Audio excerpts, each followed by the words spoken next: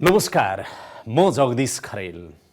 राजनीतिक व्यवस्था हामीले स्थापित गरिसक्यौँ। सङ्घीय लोकतान्त्रिक गणतन्त्र नेपाल छ, स्थिर सरकार छ, प्रचण्ड बहुमत सहितको सरकार छ। यस्तो अवस्थामा पनि किन राम्रोसँग काम डेलिभर हुन सकेन होला? एकजना पूर्व प्रशासकको आँखाबाट आज हामी सरकारको काम कारबाही अनि हाम्रो समाजको केही समीक्षा गर्ने कोसिस गर्नेछौँ। आजको हटसिटमा मेरो साथमा पूर्व प्रशासक भोजराज पोखरेल हुनुहुन्छ। स्वागत छ सर। धन्यवाद जगदीशजी। सन्चै हुनुहुन्छ? राम्रो छ, आनन्द छ। म मूल प्रश्नमै जान्छु है। हस्। 1-1.5 वर्षको अवधि केपी ओली नेतृत्वको सरकारले उहाँहरूले बिताइसक्नु भएको छ। सरकारको काम ठिकै छ अथवा सोचे जस्तो हुन सकेन? यो सरकार जुन परिस्थितिमा निर्माण भयो, लामो अवधिको द्वन्द्व, त्यसपछि गयो चाहिँ सङ्क्रमणकाल, मुलुक थिलथिलो भएको, अराजकता भएको, जसरी मुलुक गइराखेको थियो, त्यो अवस्थासम्म चाहिँ मान्छेले यो यस्तै हो है, द्वन्द्व थियो, यो सङ्क्रमणकाल थियो भनेर चित्त बुझाइरहेको अवस्था थियो। र यो सरकार बनिसकेपछि चाहिँ अब मुलुकको चाहिँ भाग्य चाहिँ को ढोका खुल्यो है। सुशासनको भाग्य, विकासको भाग्य, समृद्धिको भाग्य भनेर एक्सपेक्टेसन अलि बढी नै थियो एउटा कुरा। दोस्रो कुरा, सरकार बनिसकेपछि सरकारको तर्फबाट मुलुकको अवस्था, हैसियत के कस्तो छ, के गर्न सकिन्छ, के गर्न सकिँदैन, हामी कुन ठाउँमा छ भन्ने कुराहरूलाई चाहिँ सायद त्यति विचार नगरिकन त्यो जनताको सपनामाथि अझ सपना थपिदिने कुराहरू चाहिँ आयो। अब धेरै कुराहरू चाहिँ कमिटमेन्टहरू आयो। यो अवस्थालाई हेर्दाखेरि र जुन सुरुमा चाहिँ एउटा आम अपेक्षा थियो, उहाँहरूले पनि केही गर्छु भनेर अझ चाहिँ ठुलो बाटोमा हिँड्ने, एउटा फरक बाटोमा हिँड्ने वातावरण बनाउँछु भन्ने जुन चाहिँ उहाँहरूले सोच देखाउनु भयो, तर 1.5 वर्षभित्रको कार्यान्वयनको अवस्था भने चाहिँ सोचेअनुसार छैन। केपी ओलीले जुन सपना देखाउनु भएको थियो नि, चुनावी घोषणापत्र तयार गर्दा, भाषणबाजी गर्दा अथवा चुनाव ताका यो देश हामी यस्तो बनाउँछौँ भनेर, समृद्ध नेपाल र सुखी नेपालीको जुन सपना उहाँले देखाउनु भएको थियो, उहाँलाई पनि त्यस्तो लाग्छ होला र म विगतका सरकारले जे गरे त्यस्तै गर्छु भन्ने त पक्कै लागेन होला नि। उहाँको चाहिँ एउटा व्यक्ति केपी ओलीको कुरा गरेको, उहाँको एउटा व्यक्तिको उहाँको जुन मनसाय, उहाँको एउटा चाहिँ असल नियतमाथि शङ्का नगरौँ। तर यी सबै कुराहरू देखिनु त केबाट पर्यो भनेदेखि त बाई एक्सन, कामबाट देख्नु पर्यो नि त। भनिन्छ नि लिडरसिप बाई एक्जाम्पल। लिडरले चाहिँ यो गर्छु भनेर मुखले भन्नुभन्दा ती कुराहरू कामबाट चाहिँ प्रमाणित भइदियो भने पो जनताले विश्वास गर्छ। होइन, अहिलेको सत्तारूढ दल नेकपालाई, अहिलेको सरकारलाई अघि तपाईँले भनेको जस्तो विकास र समृद्धिको लागि काम गर्नको लागि बाधाहरू, अडचनहरू र कारणहरू यो छन् भन्ने कुरा त पक्कै पनि थाहा छ। समाधान गर्नको लागि कानुनी बाटा कयौँ फुकाउनको लागि पनि 2/3 बहुमतको सरकार छ। संसदबाट जुन कानुनले अप्ठ्यारो पार्छ संशोधन गरेको जनहितको लागि त त्यहीँनेरि नै मेरो भनाइ के हो, किन भएन त कि? एउटा के लागिरहेछ भनेदेखि एकाउन्टेबिलिटी भन्ने प्रश्न चाहिँ हाम्रोमा अझै पनि गौण रह्यो। किनभने हामीले जे बोल्दै पनि हुन्छ, पुरा गरे पनि नपुरा गरे पनि हुन्छ भन्ने मानसिकताको कन्टिन्युटी हो। अहिलेको समय भनेको 21औं शताब्दी, सोसियल मिडियाले चाहिँ गभर्न गरेको चाहिँ संसार भइसक्यो होइन। अब हरेक कुराहरूले मान्छेले एकाउन्टेबल बनाउनु खोज्छ, जवाबदेहिता खोज्छ भन्ने कुराहरूमा अलिकति एउटा ग्याप भयो जस्तो लाग्यो। कि कहिलेकाहीँ यो लाग्दैन तपाईँलाई, सरकारले यो 1.5 वर्षमा जति दिन सक्थ्यो त्यति त दिइरहेछ? जस्तो सरकारले भन्यो नि, 1 वर्ष हाम्रो आधारशिला वर्ष हो, कानुनहरू बनायौँ, यो बनायौँ, धेरै आधारहरू तयार गरेका छौँ विकास र समृद्धिको लागि। पूर्वाधारको कुरा होस्, सुशासनको कुरा होस्, अब छिमेक नीतिका कुराहरू हुन्, अरू कुराहरू जे हुन् त्यसको लागि आधार बनाएका छौँ, अब त हामी गर्छौँ भनेर। कतै जनताको अपेक्षा बढी भएको त होइन? मैले अघि नै यहाँलाई भने कि सरकारले केही गरेको छैन होइन। अब जुन एउटा रफ्तारमा हिँड्नुपर्ने हिँडिराखेको छ। मेन समस्या चाहिँ कहाँ भयो भनेदेखि त्यसै पनि जनताको चाहिँ आकाङ्क्षा बेसी थियो यो सरकारसँग। सरकार बनिसकेपछि अझ बढी सपना बाँडियो, तर डेलिभरीको कुराहरू गर्दाखेरि त मुलुकको साधन, स्रोत, क्षमता, कार्यान्वयन गर्ने क्षमता र प्रक्रिया र पद्धतिहरूले चाहिँ जसरी चाहिँ अगाडि बढ्छु भनेको त्यो अगाडि बढ्न दिएन। त्यसैले उहाँहरू चुकेको भनेको म आफ्नै व्यक्तिगत मेरो एउटा आकाङ्क्षा अथवा मेरो चाहिँ शुभकामना के थियो भनेदेखि यो 5 वर्ष चाहिँ उहाँहरूले यो बिग्रिएको लथालिङ्ग भएको मुलुकलाई चाहिँ ट्र्याकमा राइट ट्र्याकमा ल्याउनको निमित्त प्रणालीलाई, पद्धतिलाई, प्रक्रियालाई, कानुनलाई, संरचनालाई सबैलाई चाहिँ ठिक गर्नुहुन्छ। त्यो सबै ठिक भइसकेपछि त अनिखेर त्यो भनौँ न मैदान पाएपछि त त्यति यो सबै कुरा ठिक गर्न यो 1.5 वर्षमा सम्भव थियो। अब सुरुवात कसरी भयो त्यसबाट जान्छ कुराहरू, त्यहाँबाट आउँछ। जस्तो कुरा गर्नु अहिले पनि समस्या कहाँ छ भनेदेखि बजेट चाहिँ खर्च नभएर महाभारत भइरहेछ। असारे विकास कसैले पनि खोजे आएन। यो भनौँ न अहिले पनि असारे विकासले नै प्राथमिकता पाइरहेको छ। यो सरकार बनेपछि 2टा असारे विकास त देखियो नि, हैन? मान्छेले त्यो कुराहरूको अन्त्य खोजेको थियो। असारे विकास नगर्नुको निमित्त कहाँ जानु पर्यो? फागुनमा केपी ओली प्रधानमन्त्री हुनुभयो 1.5 वर्ष अगाडि। प्रधानमन्त्री भए लगत्तै उहाँले मन्त्रीमण्डलमा जुन सदस्यहरू ल्याउनु भएको थियो, केही नयाँ अनुहार थिए, केही पुरानो अनुहार थिए, केही विगतमा अलिकति राम्रै गरेका अनुहारहरू पनि थिए, पछि थपिँदै गएका सदस्यहरू हेर्दाखेरि पनि केही हुन्छ कि भन्ने पनि त लागेको थियो नि। अब मैले चुकेको चाहिँ कहाँ देख्छु भनेदेखि उहाँहरू आएपछि एक किसिमले त हौसिनु भयो भन्छु म। किनभनेदेखि मुलुकको अवस्था बुझ्नु राम्ररी उहाँहरूले विचार गर्नु भएन। हाम्रो ब्युरोक्रेसीको हैसियत कति छ, हाम्रो एब्जर्भसन क्यापासिटी कति छ, हामीले कति कार्यान्वयन गर्न सक्छौँ भन्ने कुरालाई गौण विचार गर्नु भएन। कम्पिटिसन भयो मन्त्रीहरूको बिचमा, कसैले 100, कसैले 150, कसैले 170वटा चाहिँ मेरो एक्सन प्लानहरू, मेरो कामहरू यो गर्ने भनेर लिएर आउनुभयो, हैन? जुन कुराहरू चाहिँ धेरै उहाँहरूका ती प्लानहरू चाहिँ हावादारी थियो भन्छु म। वास्तविकतामा धरातलीय उसमा आधारित नभएको हुनाले अहिले कार्यान्वयनको स्थिति हेर्नु हो भनेदेखि त ऊ छैन, हैन? त्यसैले एउटा चाहिँ उहाँहरूले जुन किसिमको हौसिनु भएको थियो, ठिक छ, हौसिनुपर्छ, तर त्यसअनुसारलाई चाहिँ थेग्न सक्ने खालको इन्फ्रास्ट्रक्चर चाहिँ मुलुकभित्र भइदिएन एउटा। दोस्रो कुरा चाहिँ त्यो ठिक नभएको इन्फ्रास्ट्रक्चरलाई ठिक गर्ने राइट डिरेक्सनमा जानको निमित्त, जस्तो उदाहरणको लागि नै भनौँ न, सबैले त्यो चाहिँ यो कार्टेलिङ, यातायातमा हुने कार्टेलिङ, विभिन्न सेक्टरमा हुने बिचौलियाहरूको अन्त्य त कस्तो चाहिँ मान्छेहरूको आम चाहिँ एउटा एक्सपेक्टेसन थियो। सरकारले त्यसअनुसार चाहिँ यो कार्टेलिङ अन्त्य गर्छु भनेर चाहिँ एउटा अभियान पनि एउटा सुरु गर्यो सुरुवातमा। त्यो अभियानमा चाहिँ सारा मान्छेहरूले एकरस्त पोलिटिकल पार्टी कुन पोलिटिकल पार्टी भन्ने नभएर यसलाई चाहिँ एकदम साथ दिने गऱ्यो, तर बिस्तारै कार्यान्वयन त फिजिल आउट भएर आयो। अब आफ्नै कार्यकर्ताका 2टा बस, 4वटा बस, 5वटा बस सबै रहेछन्। सबभन्दा समस्या चाहिँ हेर्नुहोस्, हामी केबाट मुक्त हुन सक्यौँ भनेदेखि एउटा पार्टी र सरकार 2टा भिन्न तत्त्व हुन् भन्ने कुराहरूमा चाहिँ हामी पहिलेदेखि नै चुक्दै आएको थियौँ र त्यसको पीडा अहिले पनि भोगिराखेका छौँ एउटा। दोस्रो कुरा पार्टीहरूभित्रको गभर्नेन्स, असल शासन पार्टीभित्र नहुँदाखेरिको त्यो विसङ्गति र कहाँ आइदियो, विकृति आइदियो भन्दाखेरि सरकारभित्र आइराखेको छ अर्को। तेस्रो कुरा पार्टीहरू यसरी चाहिँ अब हुनु अहिले देख्छु सरकारको पनि यसरी त्यो पार्टीहरू विभक्त छन् चाहिँ दल, गुट, उपगुट चाहिँ त्यसले गर्दाखेरि पनि यी कुराहरू पनि सकारात्मक पक्ष त होइन नि। त्यो नेकपाको एकताले पनि सरकारको काम कारबाहीमा धेरै असर गर्यो। उहाँहरू अल्मलिनु भयो त्यसमा, धेरै समय गयो। उहाँहरूले इन्भेस्ट गर्नुपर्छ एकताकै लागि 2 हप्ता 3 हप्तासम्म बैठकहरू बस्नु पर्यो। बालुवाटार त्यसैको लागि प्रयोग भयो। त्यही त भने तपसिल हामीले अहिले खोजेको भने आम नेपालीले खोज्यो भनेको तपसिलको कुराहरू जग्दैछ। ठुल्ठुलो कुरा छ, नेपाली जनतालाई थाहा छ हाम्रो मुलुक गरिब छ, मेरो मुलुकले मैले खोजे जति उसँग साधन स्रोत र क्षमता छैन त्यो थाहा छ। तर उसलाई के आश चाहिँ के छ भनेदेखि जे जति छ त्यसको न्यायोचित वितरण भइदियोस्। होइन, आजको दिन रातारात मेचीकाली चाहिँ नि राजमार्ग 8 लेनको सलल्ल बनाउँछ सरकारले 1 वर्षमा भन्ने त सोचेको पनि थिएन नि, जनताले चाहेको पनि छैन। सामान्य कुरा मान्छेहरूले हुँदै जाला पूर्वाधार विकासको काम।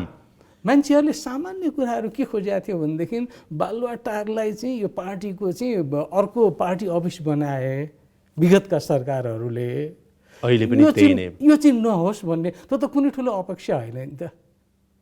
प्रधानमन्त्री आफै 1-2 महिना बिरामी पर्नुभयो, 1-2 महिना बाहिर जानुभयो। अब पार्टीका बैठकमा 1-2 महिना त्यतिकै अल्मलिनु पर्यो होला, जम्मा जोड्नु भयो भने क्या 1.5 वर्षमा। जे भए पनि मान्छेहरूले सामान्य त्यो त ठुलो कुरा थिएन नि त। होइन। अर्को चाहिँ यसरी परिवर्तनपछि आएकोले सुविधाबाट अलिकति आफूलाई चाहिँ सेल्फ सेन्टर्ड सुविधाबाट माथि राखेर चाहिँ हेर्छ होला है भन्नु भने होइन। यो बिचका हेर्नुहोस् न कसरी सुविधाका विषयका कुराहरू कति चाहिँ उछिल लिएर आए माथिल्लो स्तर। त्यसले गर्दाखेरि पनि मान्छे अर्को चाहिँ राज्यको स्रोत चाहिँ पार्टीको कार्यकर्ताहरूले अथवा गैर राज्य शक्तिले पार्टीको के अरे राज्यको शक्ति चाहिँ दुरुपयोग नगरोस् भन्ने थियो। त्यसमा त केही पनि परिवर्तन भएको छैन।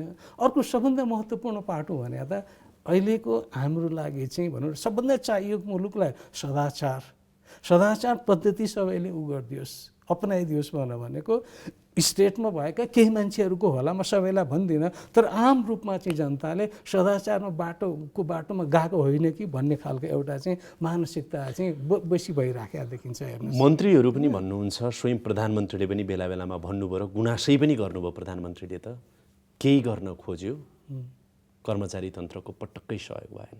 प्रक्रियाको नाउँमा प्रोक्युरमेन्टको नाउँमा अनेक विभिन्न कागजपत्रका नाउँमा कानुनको नाउँमा नियमको नाउँमा सहयोगै भएन, जसको कारणले काम गर्न सकिएन।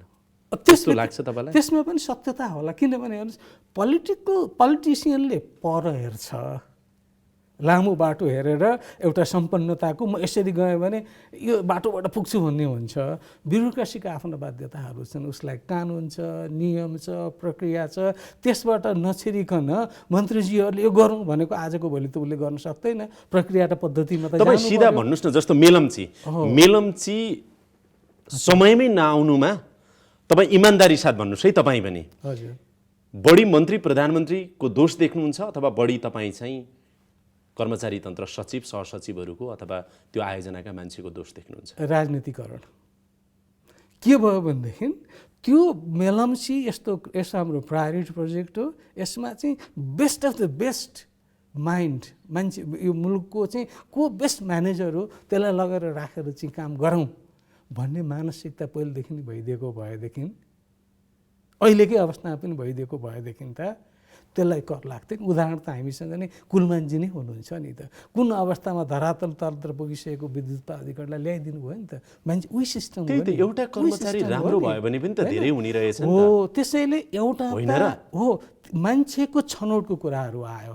समस्या कहाँनिर छ भनेदेखि त्यहाँको प्रोजेक्ट म्यानेजरहरू चाहिँ दलको नजिक नेताहरूको नजिक अनि उहाँहरूका चाहिँ धेरै कुराहरू पुरा गरिदिने मान्छे खोजेपछि उसको प्राथमिकता मेलम्चीलाई चाहिँ कसरी अगाडि बढाउँ भन्ने हुन्छ कि उनीहरूलाई खुसी पारेर आफ्नो पदलाई चाहिँ जोगाउँ भन्ने भयो। सबभन्दा हामीले जसरी चाहिँ हरेक कुरालाई चाहिँ यो भनौँ न यो मेरिटोक्रेसी भन्दा पनि आफ्नो मान्छे खोज्ने प्रणालीले ध्वस्त भएको कुराहरू चाहिँ एउटा यो। हजुर दोस्रो कुराहरू चाहिँ मेलम्ची हुन नसकेका त्यहाँका सर्टेन प्रक्रियाहरू होलान्, पद्धति होलान्, ती कुराहरूलाई एड्रेस गरेर चाहिँ हामी चाहिँ यो समस्या रहेछन्, यो समस्यालाई चाहिँ हामीले चाहिँ यसरी चाहिँ उजागर गर्दै ल बाटो मैदान सफा गरिदिउँ अब तपाईँहरू काममा जानुहोस् भनिदियो भने त हुने होला नि त होइन। त्यसैले मैले सधैँ म के भन्छु भनेदेखि समस्याहरू यो मुलुकमा के छन् भन्ने कुराहरू हरेकलाई थाहा छ। त्यो समस्याको समाधान के हुनसक्छ भन्ने पनि आम त्यो एउटा सजग नागरिकलाई सबैलाई थाहा छ। अब कर्मचारीमै पनि काङ्ग्रेसका कर्मचारी होलान्, काङ्ग्रेस निकट सचिव सहसचिव महानिर्देशक अरू जति पनि कर्मचारीहरू छन् तिनले त यो सरकारलाई किन सहयोग गर्ने? सभापति शेरबहादुर देउवाले के भन्नुहुन्छ, आज्ञा के दिनुहुन्छ त्यो पछ्याउने होला। एउटा कुरा चाहिँ म आफू पनि भनौँ न कर्मचारी भएँ, कर्मचारीको लिडरसिप पनि लिएर गरेँ मैले, त्यही भएर सोधेको मैले के लाग्छ भने कुनै पनि कर्मचारीले होला एक्सेप्ट फ्यु एक दुईजना मान्छेहरू बाहेक एक्सपोज नै भएको मान्छे यदि पार्टी धेरै त अहिले एक्सपोज भएको छन् भए पनि सरकारले गर्न खोजेको कुराहरूलाई चाहिँ म फेल गर्छु भनेर चाहिँ उसको धर्मले दिँदैन गर्दैन। केही एक्सेप्सनल कुराहरू होला। तपाईँलाई म पछिल्लो घटना जोड्छु। प्रधानमन्त्रीले मन्त्रीसँग, मन्त्रीले सचिवसँग, सचिवले मातहतका निकायहरूसँग कार्य सम्पादन सम्झौता गर्नुभयो। त्यो सम्झौता गरेको चाहिँ नि मसी सुक्न नपाउँदै कर्मचारीहरूको सरुवा भयो। विश्वास नगरेर त होला नि कर्मचारीलाई, तिनीहरू प्रश्न आयो, काम नगरेर त होला नि कर्मचारी। समाजले त्यही प्रश्न ल्यायो नि त। भनौँ न आम हेर्दाखेरि चाहिँ हिजो त्यही मान्छे ठिक उसँग कार्य सम्पादन गर्ने अनि कार्य सम्पादन चाहिँ हस्ताक्षर गरिसकेपछि 1 महिना नभइकन नि सही सरुवा गर्ने भने त यदि त्यो अवस्था थियो भनेदेखि सरुवा जति मिलाइसकेर नयाँसँग चाहिँ कार्य सम्पादन सम्झौता गरे हुन्थ्यो नि त। यही हो भनेको, तौर तरिका कहीँ मिलेन भनेर। त्यसैले यो हिजोसम्म ठिक, अब 1 महिनामा बेठिक त मान्छे त हुँदैन। म फेरि अहिलेको प्रश्नमा जान्छु। कर्मचारी सेन्सिटिभ हुन्छ, कर्मचारीले प्रणाली र प्रक्रियालाई उसले चाहिँ उ गर्न सक्छ। किनभनेदेखि बाइपास गर्ने बित्तिकै पोलिटिकल मान्छे त माछा फुत्के जस्तोहरू फुत्केला, अख्तियारकोले चाहिँ भोलि के भन्छ उसले पनि हेर्नु पर्यो। त्यो जुन प्रोक्योरमेन्ट जुन कानुन बनाइदिएको छ उहाँहरूले त्यो अनुसार मिलाएको छ कि छैन त्यो पनि हेर्नु पर्यो होइन। यी सबै कुराहरूले गर्दाखेरि चाहिँ यो ब्युरोक्रेसी अलिकति स्लो हुन्छ। केपी ओलीको मात्रै सोच प्रवृत्ति अथवा उहाँको मनोविज्ञानमा मात्रै समस्या त होइन रहेछ नि, तपाईँमा रहेछ, ममा रहेछ, अथवा अर्को एउटा जनतामा रहेछ, जति नियुक्ति खाएका मान्छेहरू छन् उनीहरूमा रहेछ। समाज नै त्यस्तै हुँदै गएको त होइन? समाजको के हो? मैले समाजको के देखिरहेको छु के भन्नु आफैले नै भग्यो भनेदेखि तपाईँले कुनै भनौँ न एउटा मान्छे काम लिन आउँछ, यदि त्यो काम चाहिँ कानुनले गर्न नमिल्ने रहेछ भनेदेखि उसको प्रयास के हुन्छ भनेदेखि कहाँबाट चाहिँ प्रेसर लगाएर त्यो कानुन ब्रेक गराएर मेरो काम गरौँ भन्ने चाहिँ उसको त्यहाँबाट प्रयास सुरु हुन्छ होइन। यदि कमजोर त्यो चाहिँ कार्यान्वयन गर्ने मान्छे रहेछ भनेदेखि भनेको मान्छेले चाहिँ डराएर उसले कार्यान्वयन गरिदियो भनेदेखि ऊ खुसी भएर जान्छ। उसले कानुन ब्रेक गरेको मान्छेले भने उसलाई चिन्ता होइन कि मेरो काम भयो, यो जस्तो राम्रो मान्छे त कोही रहन्छ भनेर ऊ हिँड्छ। तर त्यस्तै कुरा अर्कोको पक्षमा भयो भने चाहिँ ओहो यो जस्तो मान्छे खराब कोही पनि रहन्छ भनेर भन्दाखेरि हाम्रो समाजको खोजी नै कस्तो छ भनेदेखि मेरो पक्षमा अथवा मेराको पक्षमा चाहिँ जसरी भए पनि त्यो काम हुनुपर्छ भन्ने एक किसिमको हामीले चाहिँ त्यो एउटा वातावरणमा मुलुक गयो जुन कुरा डरलाग्दो हो। तपाईँले यति धेरै विश्लेषण गरिराख्दाखेरि केपी ओलीको ठाउँमा अर्को कुनै चमत्कारिक व्यक्ति आए पनि यही अवस्थामा चाहिँ कुनै नयाँ चमत्कार गर्न सक्ने अवस्था रहेनछ। त्यसो पनि नभनौँ। मैले चाहिँ आखिरमा सबै कुराको फाइनल त कहाँ रहेछ भने लिडर हो। हेर्नुहोस्, लिडरले सुई गरेर चाहिँ राम्रो कुरा चाहिँ गर्न थाले चाहिँ लिडरले भनेर लाग्यो भनेदेखि नेपाली जनता त हिजोको सबै हाम्रो कहाँ सुधार्ने भन्नुहोस्। एउटा प्रधानमन्त्रीले अघि तपाईँलाई नियुक्ति, अब को राम्रो को नराम्रो एउटा प्रधानमन्त्रीलाई त कति धेरै थाहा होला र तपाईँले यति धेरै नियुक्तिहरू छन्, यति धेरै ठाउँमा जिम्मेवारी दिनु छ, त्यत्रो मन्त्रीमण्डल छन्, कुन मन्त्री राम्रो कुन मन्त्री नराम्रो, राम्रा भनेर ल्याएको काम गर्दैनन्। संवैधानिक निकायमा अलि राम्रै गर्लान् कि भनेर त्यहाँ राम्रो हुँदैन, व्यवस्थापिका संसदमा यसो गरौँ भन्यो त्यहाँ पनि हुँदैन, अथवा प्रदेशमा रहेका चाहिँ नि मुख्यमन्त्रीदेखि मन्त्रीहरूको हालत अविगत त्यस्तो छ। 753 स्थानीय तहमा पार्टीलाई जिताएर सबलाई त्यसरी चाहिँ नेकपाको बहुमत छ अहिले, जताततै अध्यक्षहरूले काम गरिदिँदैन। तपाईँको एउटा ओडामा गरेको ओडाध्यक्षले गरेको कामको जस अपजस पनि प्रधानमन्त्रीले लिने हो नि त। अनि कसरी क्लिन गर्ने? अहिलेको सुशासनको क्रमको कुरा गर्दाखेरि कहिलेकाहीँ म एउटा उदाहरण दिन्छु, अहिले पनि भन्छु। अहिले सुशासनको मामलामा चाहिँ यो मुलुक त्यो भनौँ न एउटा पहाडै चाहिँ जसरी चाहिँ तल नदी बग्छ त्यो पहाड बिस्तारै बगेर तल चाहिँ धसिरहेछ र त्यो बिचमा चाहिँ बिचको एउटा दुईटा घरलाई चाहिँ हामीले टेका हालेर जोगाउन खोजेर चाहिँ जब पहाडै बगिरहेछ भनेदेखि त्यो त जोगिँदैन।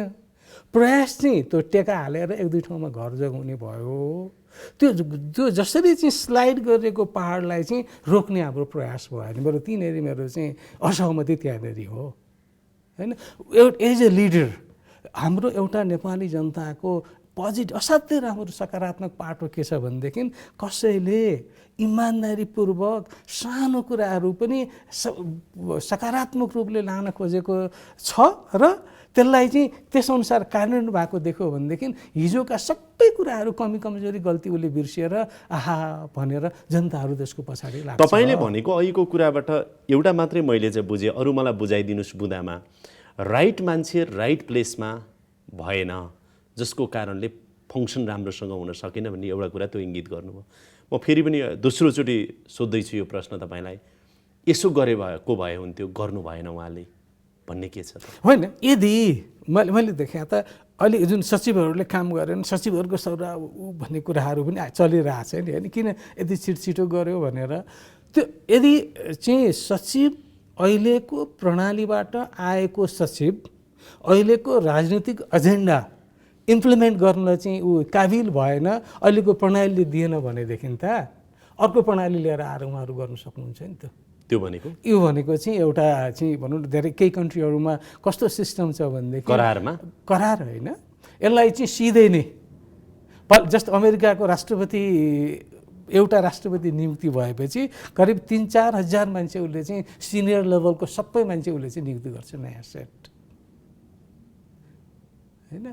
अहिलेको करियर राज्य व्यवस्था समितिमा अस्ति कुरा उठ्यो नि तपाईँलाई, अब सचिवहरूको लागि पनि 2 वर्ष 3 वर्ष कन्ट्र्याक्टमा चाहिँ नि बाहिरबाट मान्छे लिएर आएर राख्नुपर्छ भन्ने कुराहरू पनि केही सांसदहरूले उठाउनु भयो होइन। यी कुरा समाधान हुन सक्छ होइन। मैले चाहिँ यसलाई चाहिँ एउटा प्रणालीलाई नि मैले भने एउटा प्रणाली भनेको चाहिँ यदि ब्युरोक्रेसी नै यदि बाधक हो, सचिव नै बाधक हो, होल त्यो जति सचिवले काम गर्ने इन्स्टिट्युसन त्यहाँभित्र रहने मान्छेहरू नै प्रब्लम हो कि एउटा सचिव मात्रै समस्या हो भन्दाखेरि यदि सचिव मात्रै समस्या हो भनेदेखि टपक्क टिपेर अर्को ल्याएर राखेर पनि होला। यदि त्यो सचिव मात्रै समस्या होइन होल सिस्टमभित्रै समस्या छ भनेदेखि त सिस्टमलाई चाहिँ सुधार गर्नु पर्यो नि त। तपाईँ प्रशासक भइसक्नु भएको भएर मलाई बताइदिनुहोस् न त, अझ सचिव र त्यो सिस्टमको पनि कुरा छोडौँ, कर्मचारीहरूले प्रक्रिया कागजी कुराहरू गरेर चाहिँ यसकारण हुँदैन, नियमले मिल्दैन भन्छन् नि, त्यो देखिन्छ कि नियम मिच्न नेताहरूले खोज्छन् तर सधैँ त नखोज्न सक्छन्, खोज्छन् पनि, त्यो दुइटै छ। तर हामी कहाँमा समस्या चाहिँ कागजपत्रहरू त्यो प्रक्रुमेन्टमा प्रक्रियामा समस्या हो अथवा व्यक्ति कर्मचारीमा समस्या बढी कुरो हो भन्नुहोस् त। दुई प्यारललले नै जान्छ। एउटा सकारात्मक सोच भएको जिम्मेवार मान्छे छ भने सानातिना प्रक्रियालाई उसैले पोजिटिभली हेरेर यसरी मिलाइदिन्छु, यसरी हुन्छ, यसरी गर्नुहोस् न भनेर जुन क्लाइन्टलाई दुःख नहुने हिसाबको वातावरण उसले बनाइदिन सक्छ। त्यो त बढी के छ अहिले समस्या चाहिँ, बढी व्यक्तिमा छ अथवा प्रक्रियामा छ? अहिले चाहिँ मैले हेर्दा कर्मचारी प्रशासनमा जुन सबै कर्मचारी त्यो छ भनेर त म भन्दिनँ। इमान्दार कर्मचारीहरू पनि हामीसँग ठुलो हिस्साको कर्मचारी छ जसको आवाज सुनिँदैन। तर एउटा चाहिँ अहिले जुन किसिमले हामीले कर्मचारीलाई राजनीतिकरण गरेर तेरो मेरो भनेर अंश बन्ना लगाएर सङ्घ सङ्गठन क्रिएट गरेर जसरी कितामा काटेर चाहिँ अर्को किसिमको चाहिँ माहौल बनाइदिएका छौँ, त्यसले गर्दाखेरि राम्रो काम गर्ने मनसा भएको मान्छेहरू पनि यदि कुनै सङ्घ सङ्गठनतिर छैन, उसको आशीर्वाद पाएन भनेदेखि उसको करियर चाहिँ वृद्धि विकास नहुने अवस्थामा गयो। मुलुक हेर्नुहोस्, त्यो देखिसकेपछि उसले किन समस्या छ अथवा व्यक्तिमा बढी कुनमा देख्नुहुन्छ समस्या? दुवैमा छ। केही कुराहरूमा प्रक्रिया समस्या छ। तर जुन कुरा अहिले यो सरकारले चाह्यो भने त्यो प्रक्रियालाई छिटो छरितो चुस्त दुरुस्त बनाउन सक्छ। त्यही भने मैले जुन एड्रेस गर्नु पर्यो, जुन त्यो प्रक्रिया बाधक छ, जुन कर्मचारीले यो प्रक्रियाले मिलेन भन्छ उहाँले त यसको परिवर्तन गर्न सक्नुहुन्छ नि त। अख्तियार छ, विपक्षी दल छ, संसद छ, मिडिया छ, किन यसो गर्यो भन्दा यत्रा विधेयकमा त अगाडि बढ्दै पछाडि फर्किँदै अगाडि बढ्दै पछाडि फर्किँदै गर्नु परेको छ सरकारलाई। मार पो पर्ला नि त फेरि, होइन? सारा प्रक्रियामा चुस्त दुरुस्त बनाउँदा भ्रष्टाचार झन् बढ्ला। असल नियतले अहिले कुन कुरामा कन्ट्रोभर्सी आएको छ भन्नुहोस् न भन्दाखेरि जुन कुराहरू अरू अघि मैले तौर तरिकाको कुरा गरेका थिएँ, ल्याउँदाखेरि सबै पक्षहरूसँग राम्ररी छलफल गरेर ल्याउँदाखेरिको एउटा बाटो हुन्छ। यो नियतको मापन गर्न नि गाह्रो के सर? नियत असल अथवा गलत भन्नलाई परिणामले देखाउँछ, प्रक्रियामा त कहिलेकाहीँ चाहिँ होइन। सबभन्दा कुरा नै त्यो हो। हेर्नुहोस्, जब तपाईँको स्टेक होल्डर्सहरू सबैसँग राम्ररी छलफल गरेर गऱ्यो भने त्यो उनीहरूले ओनरसिप लिन्छ। त्यो ओनरसिप लिइसकेपछि तपाईँलाई कार्यान्वयन सजिलो हुन्छ। हाम्रो अहिलेको अवस्था के देख्यो भनेदेखि धेरै विधेयकहरूमा चाहिँ सरकारको के देखिरहेको छु भने मैले त्यो स्टेक होल्डरहरूसँग चाहिँ सल्लाह नगर्ने, झ्याप्प गरेर संसदमा जान्छ, संसदमा गइसकेपछि अन्त त्यहाँबाट महाविरोध र उसको कुराहरू हुन्छ। त्यो अवस्था आउनु भएन, उहाँले त्यो पनि सोच्नु पर्यो। कर्मचारीहरूले पनि जागिर सुरु गर्ने बेलामा यो शपथै खान्छन् क्यारे, होइन? म यसो गर्छु उसो गर्छु, त्यो पर्छ शपथ गर्छन् क्यारे, होइन? एउटा कुरा भनिदिनुहोस् न, केहीलाई छोडौँ, हाम्रो अधिकांश सरकारी कर्मचारीहरू जागिर खान आउँछन् अथवा म यो देशको लागि केही कन्ट्रिब्युट गर्नुपर्छ भन्ने लाग्छ। अझ थप भन्छु है, थप सोध्छु तपाईँलाई। मैले यही प्रश्न उमेश मैनालीलाई पनि सोधेको थिएँ, लोकसेवा आयोगको अध्यक्षलाई। एउटा कर्मचारी जागिर खाइराख्दाखेरि म जागिर खान्छु, काठमाडौँमा घर बनाउँछु, एउटा मोटरसाइकल किन्छु, गाडी किन्छु, छोरछोरीलाई यस्ता ठाउँमा पठाउँछु, समृद्ध हुन्छु, अलिकति यस्ता यस्ता स्कलरसिप पाएँ भने बाहिर गएर पढ्छु, मेरो जिन्दगी एकदम राम्रो बनाउँछु, अब म सरकारी जागिर खान्छु भन्छ कि पहिलो त्यो पनि भन्नुपर्छ, भन्छ नै, त्यो ठुलो कुरा। बढी चाहिँ होइन, म अब सरकारी सेवामा लाग्छु, देश बनाउनुपर्छ, मैले योगदान दिनुपर्छ, बढी के छ?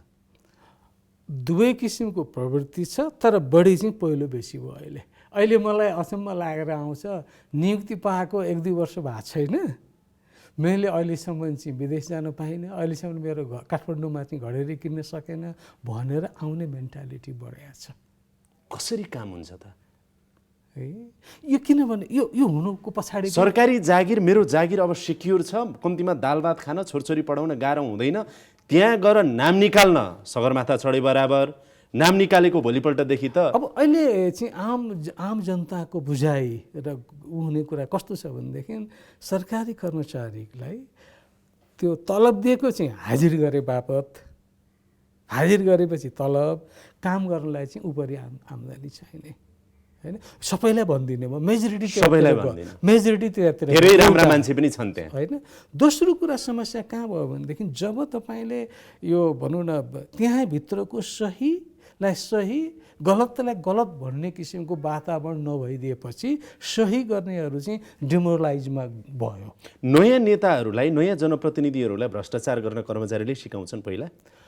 दुईटा, एउटा चाहिँ पुराना त बानी परेकै हुन्छन्, अब सकिहाल्यो, यसो हुन्छ, दुईटै नमिलिकन भ्रष्टाचार सिकाउने कुरा गरेको सामान्यतया हुँदैन, दुईटै नमिलिकन, हैन? र कोही ब्युरोक्रेट चाहिँ के हुन्छ भनेदेखि अब भन्नु पोलिटिसियनले चाहिँ छटपटाउँछ, समस्या भयो, उसको चाहिँ छटपटी भयो भनेदेखि त्यो छटपटीलाई कसरी व्यवस्थापन गर्न सकिन्छ भनेर म्यानेज गरिदिने ब्युरोक्रेट पनि मैले देखेको छु। धेरै चाहिँ सिकाउँछन् रे, हो सर, मैले अब धेरै थोरै त तथ्याङ्क मसँग छैन, हैन? तर त्यो प्रवृत्ति पनि मैले देखेको छु, हैन? अर्को चाहिँ यो गर्नु हुँदैन, तपाईँको कामै हो, यो गर्यो भनेदेखि तपाईँ ड्यामेज हुनुहुन्छ, हुन्छ भनेर रोक्ने ब्युरोक्रेट पनि मैले देखेको छु, हैन? गर्दाखेरि कतिपय अवस्थामा म एउटा उदाहरण दिन्छु। म एकजना मन्त्रीले चाहिँ 2टा मन्त्रालय सम्हाल्नु भएको हो। उहाँले के भन्नुहुन्छ भन्दाखेरि यसो हामी त कन्फ्युजनमा पऱ्यौँ, एउटा मन्त्रालयको सचिवले मन्त्रीज्यूले जे गरे पनि हुन्छ, हजुरले यसो लेखेर दिउँ न भइहाल्छ नि भन्छ, अर्को मन्त्रालयको सचिवले चाहिँ त कहाँ हुन्छ र यो त नियम कानुनले गर्ने कुरा भन्नु हुँदैन भनेर भन्छ, हामी त कन्फ्युजनमा पऱ्यौँ, कतातिर लाग्ने भनेर भन्छ।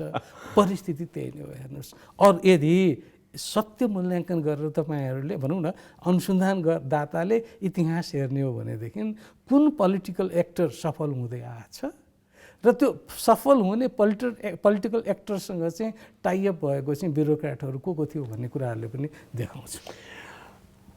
सरकारले, राजनीतिक दलले नेतृत्वमा रहेकोले कर्मचारीलाई विश्वासमा लिन सकेनन् अहिले भन्ने त देखि नै हाल्यो, किनभने सहयोग गरेनन्, मलाई लुकाए, फलानो गरे, ढिस्कानो गरे भनेर आए पछाडि उसै कर्मचारी प्रशासन अलिकति टाढा भएको जस्तो देखि नै हाल्यो।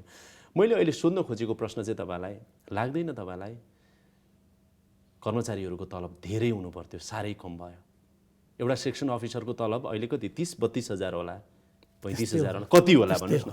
यतिले उसलाई पुग्दैन। यदि करप्सन नगर्ने नगराउने हो भनेदेखि उसलाई दिने सेवा सुविधा तलब मजाले दिनुपर्छ, तर चाहिँ शर्तहरू त्यही किसिमको राखेर कडाइ गर्नुपर्छ काममा भन्ने यो सोच ल्याउन सकिँदैन? अब कि व्यवहारिक हुँदैन यो नेपालमा? म यहाँलाई एउटा उदाहरण दिन्छु। सरकारभित्रको उही मान्छे सरकारको सिस्टममा छौन्जेलसम्म ऊ प्रोडक्टिभ नभएको मान्छे, त्यही मान्छे बाहिर कन्सल्टेन्ट हुँदा अब चाहिँ भनौँ न कुनै अन्तर्राष्ट्रिय संस्थाभित्र नेपालभित्रै भयो भनेदेखि उसको चाहिँ उसको पर्फर्मेन्स चाहिँ कहाँ देखिन्छ भन्दाखेरि हाम्रोमा समस्या नै कहाँ भयो भन्दाखेरि एउटा चाहिँ मेरिट बेस्ड अप्रोच हामीले पूर्ण रूपमा लागू गर्न सक्यौँ भने समस्या त्यो भयो।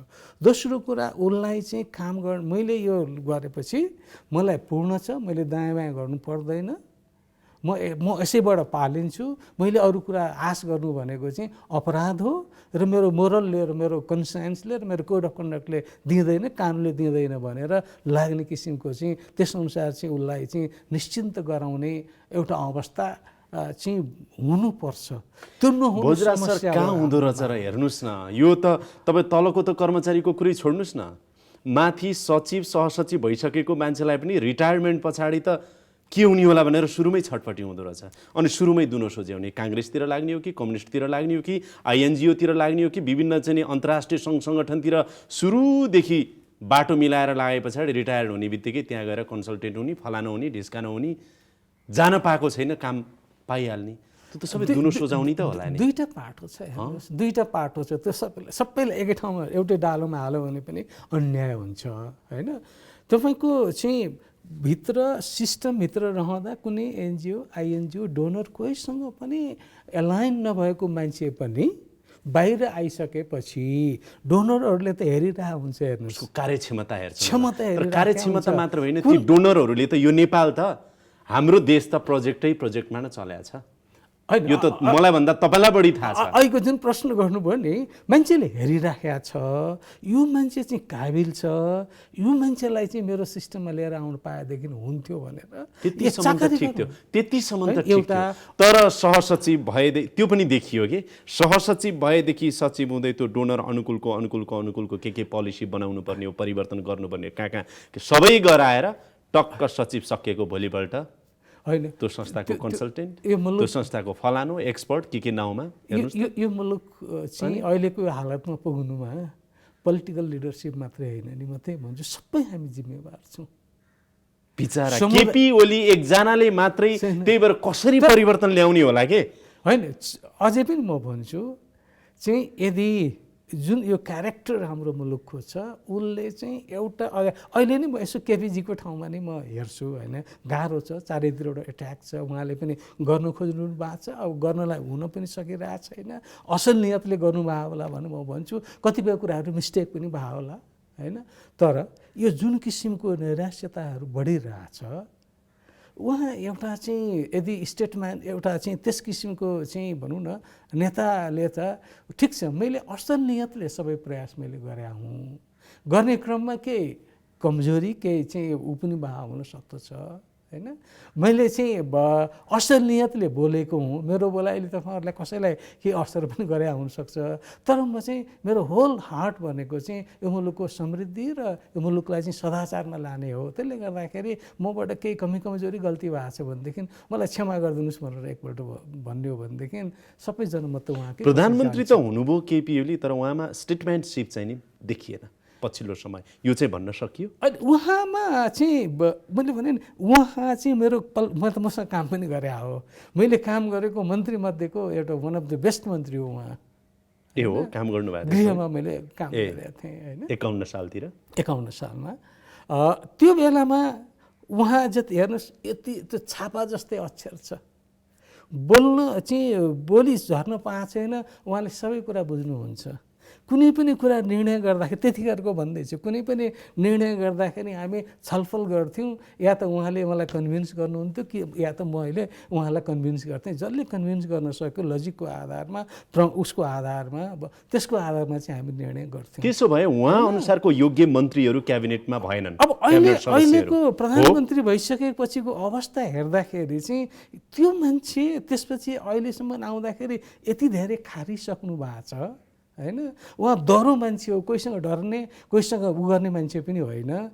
के चाहिँ ब्यारियर भयो होला भनेर म आफूलाई पनि कहिलेकाहीँ छक्कर परिरहेको छ। सायद मलाई लाग्छ दुई चारवटा पोइन्टहरू होला जस्तो लाग्छ। एउटा कुरा चाहिँ त्यो पोजिसनमा पुगिसकेपछि चाहिँ एउटा जुन किसिमको आम चासो सरोका र हेराइ हुन्छ त्यसमा अलिकति ग्याप भयो कि जस्तो लाग्छ। जुन किसिमको उहाँको बोली जान्छ त्यो बोलीले कतिपय अवस्थामा कतिलाई गोली लागे पनि हुनसक्दछ, त्यसका एउटा पाटोहरू होलान् होइन।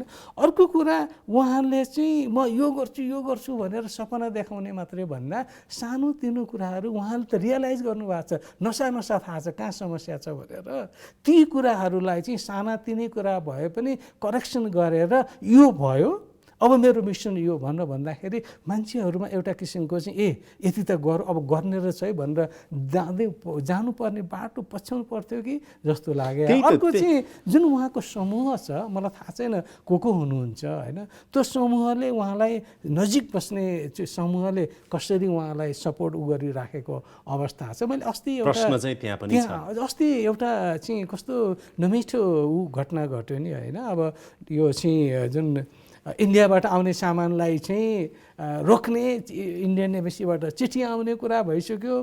चिठी चाहिँ आएको छैन भनेर उहाँको सिस्टमले भन्यो अनि पार्लियामेन्टमै उहाँले त्यो बोल्नु पर्यो अवस्था अनि आएको छैन, के को चिठी कहाँको चिठी भनेर उहाँले भन्नुभयो, जबकि चिठी आइसकेको छ भन्दाखेरि उहाँको त्यो वरिपरि बस्नेले त जब मिडियाले त्यो गन्ध ल्याइसकेपछि त सुँगेरै पत्ता लगाउनु पर्छ नि त्यहाँभित्र बसेको मान्छेले त, रिपोर्ट गरेर मात्रै थाहा पाउने एउटा त्यहाँ छ। अर्को समस्या चाहिँ मैले के देखिरहेको छु भने उहाँले जुन क्याबिनेट उहाँको बाध्यता होला, उहाँले मात्रै सबै गर्न सक्ने होइन होला, जुन किसिमको क्याबिनेटको फर्मेसन गर्नुभएको छ, क्याबिनेटका कतिपय मान्छेहरूको चाहिँ आम जनतासँग असाध्यै नै त्यो मान्छेहरूको अनुहार देख्यो, त्यसको बोली सुन्यो भनेदेखि नै मान्छेहरूलाई चाहिँ यति चाहिँ त्यो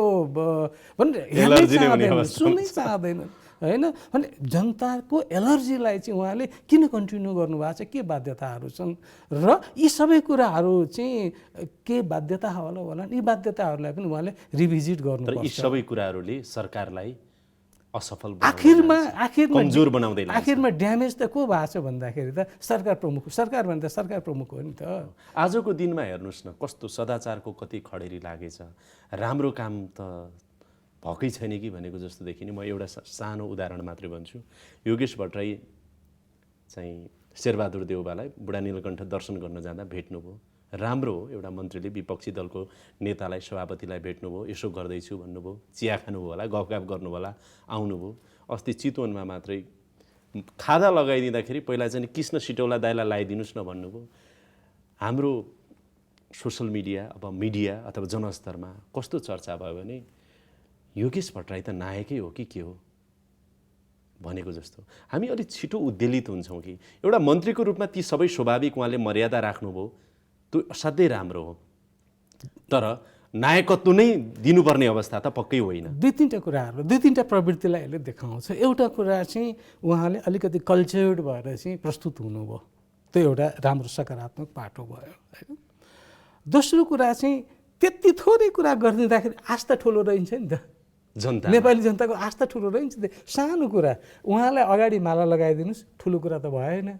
विपक्षी दलको नेतालाई गएर भेट्छु त ठुलो कुरा भएन होइन। त्यो सानो कुरा गर्दाखेरि पनि मान्छेहरूले चाहिँ एकदम खडेरी लागेको बेलामा अलिकति एउटा चाहिँ बादलको टुक्रा काहीँ देख्यो भने पनि अब पानी पर्छ कि भन्ने आश हुन्छ नि त, त्यो हिसाबले दोस्रो लियो। तेस्रो कुरा के भएको छ भने अहिले यो अब इट्स गुड हामीसँग सोसल मिडियाले चाहिँ धेरै पोजिटिभ पाटोहरू लिएर आएको छ। यो सोसल मिडियाले चाहिँ अब सबैको हातमा छ सोसल मिडिया, हरेकले अब चाहिँ एकैचोटि के अरे भगवान् बनाइदिने, एकैचोटि दानव बनाइदिने, त्यो खालको चाहिँ एउटा प्रवृत्ति देखिरहेछ।